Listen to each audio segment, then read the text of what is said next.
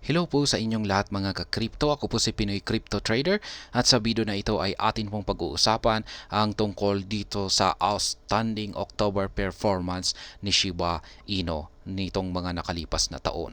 Kaya ang tanong dito ay mauulit kaya ito ngayon?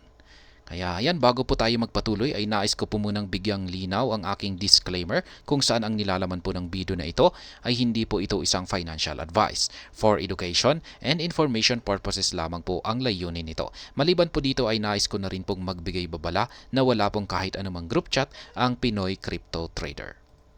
Ayan po, as October dawns, the crypto community eagerly anticipates demand. Humously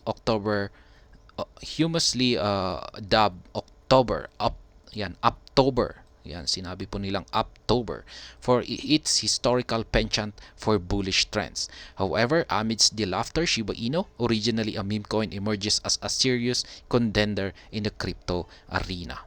Ayan.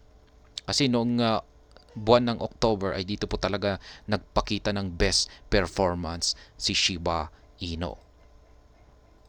Ayan, CryptoRank's documentation of SHIB's price history paints a compelling picture. In October 2021, SHIB defied expectation with a notable surge of 833.6%, leaving investors in sheer disbelief. Kasi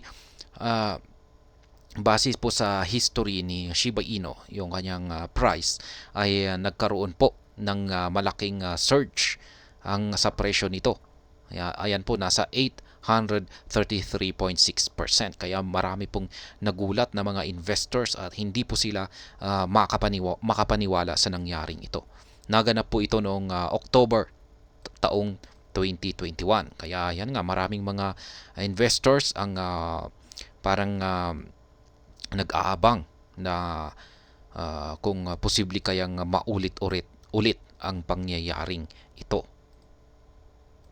Ayan, the subsequent year witnessed a more restrained yet significant growth of 10.4%. SHIB monthly returns as reported by CryptoRank reveal an astonishing median return rate of 420% for October. Such consistent outperformance during this period is an anomaly in the volatile crypto universe. Ayan, kung makikita po natin dito yung chart dito sa October, yan, na performance ni Shiba Inu. Yan, makikita natin na noong taong 2021 ay meron po siyang 833.6%. Pero nung taong 2022 ay 10.4%. Kaya ayan, yung average niya ay nasa 422%.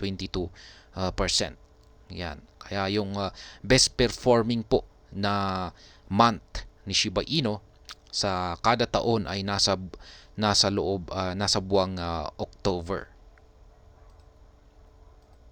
Kaya ayan, yan po ang basihan lamang dito dahil sa maganda po yung ipinapakita na performance ni Shiba Inu pagsapit ng buwan ng October ay marami pong nagpre-predict. Yan, maganda po yung kanilang mga prediction na aangat daw ang market price ni Shiba Inu.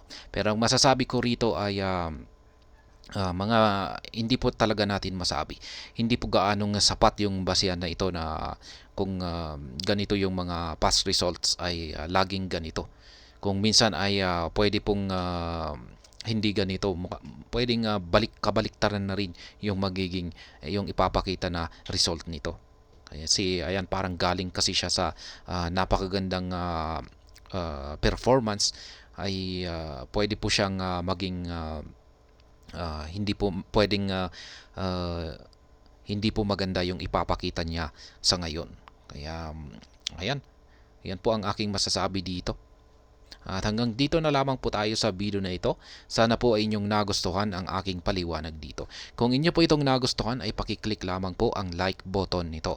Para naman po sa mga bago lamang dito, kayo po ay aking inaanyayahan para mag-subscribe. Pakiclick na rin po ang bell icon nito dahil ito po ang siyang magsisilbing notification nito sa mga bago kong videos na akin pong ina-upload sa aking YouTube channel na ito. Marami pong salamat sa panonood. Ingat po tayo lagi at God bless po sa ating lahat.